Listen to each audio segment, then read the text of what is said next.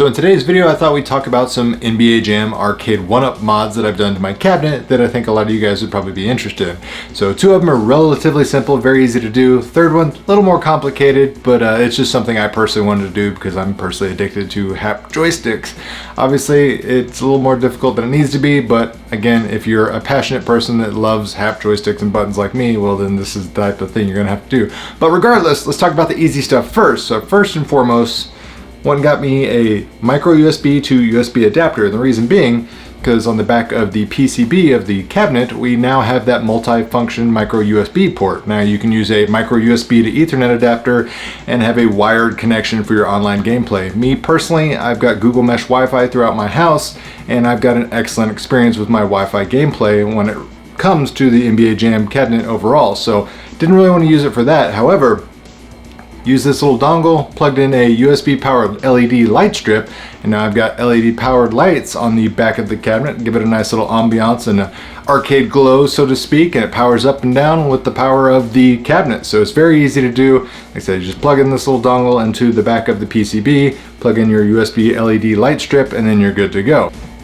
Secondly is something I've been wanting to do for a long time, and something I definitely needed to do now that we're in the summer heat months and I'm upstairs in my arcade room and it gets super hot up here, is I've added a 1.7 cubic foot mini fridge to the cabinet. It was actually relatively simple. I found one at Walmart. This is the Galans brand, you know, probably just some run-of-the-mill cheapo refrigerator, but it seems to be working fine and it's relatively quiet.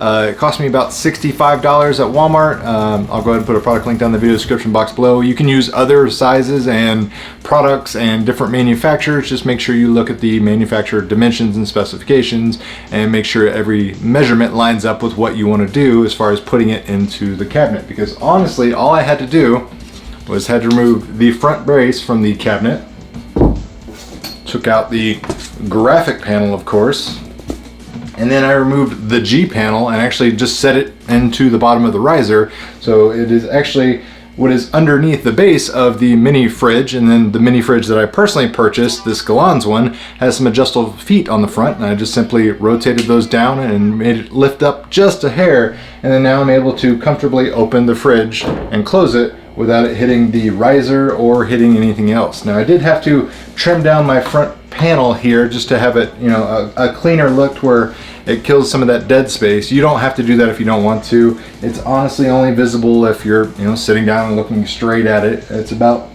2.5 inches of gap with the mini fridge in there.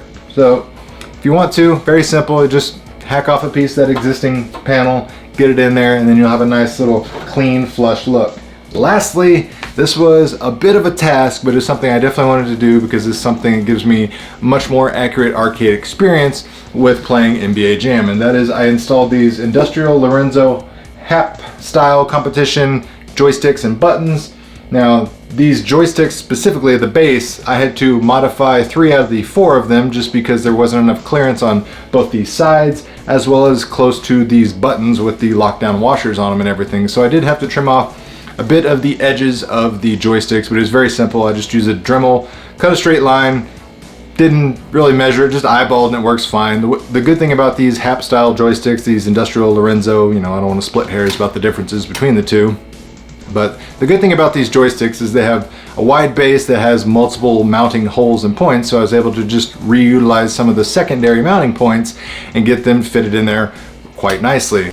And as far as wiring everything up, well, I just put on some new crimp connectors on the ends of all the wires, cut off the existing ones, and then I'm reusing the stock Arcade1Up wiring and encoder board. So it worked out great. Buttons, I got the hap competition buttons with these D44X cherry micro switches.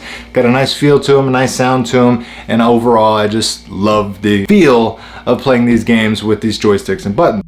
Now one tricky part is kind of retrofitting and reutilizing this bottom tray that's on the control deck, because normally we would get rid of it if this was a normal 2-player Arcade1Up cabinet, but since these 4-player controllers or control decks have this exposed, well, we don't want to just have that open gap. So what I had to do is trim out some holes through the bottom where the joysticks could freely move, because honestly the bottom of the joystick sticks out just, I mean, literally millimeters too much before you could flushly mount this back down to the control deck. So what I did, just eyeballed it, got a Dremel, cut open some holes. Looks awful, but honestly, you don't see it unless you're crawling underneath the cabinet. So for me personally, I don't care. It looks fine because I'm never gonna look at it from underneath the cabinet. I'm never gonna sell this cabinet, so I'm perfectly okay with it. I did have to trim a little bit of a side spot here just because the base of the joystick on the player 1 side is just too wide and too close to the edge. So I trimmed out a little hole there just so it's got some breathing room, but again, no one really notices it. It's very subtle, and quite frankly, I'll do whatever I had to do to get these joysticks and buttons in there because I really wanted these Industrial Lorenzo / Hap competition style joysticks in this control and in this configuration for my NBA Jam cabinet. So anyways, let me know what you guys think. Like I said, everything is relatively easy with the exception of the Hap joysticks and the buttons. That's overall a little bit more complicated than it needs to do.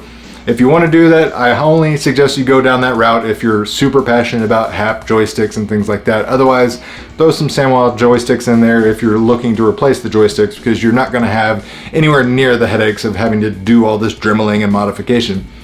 Mini fridge, I'll put some links down in the video description box below in case you want to pick some up online. Otherwise, I highly suggest you just go out to your local Walmart, and you ought to be able to find these for less than $70. And like I said, it's very simple modification. All you really need to do is remove some things and it slides right in there. Just make sure you're checking the dimensions of whatever manufacturer you get your mini fridge from. Very cheap, very easy to do. But that's all I have for this video. Hope you guys have a safe holiday weekend. And as always, thanks for watching, guys. Really means a lot.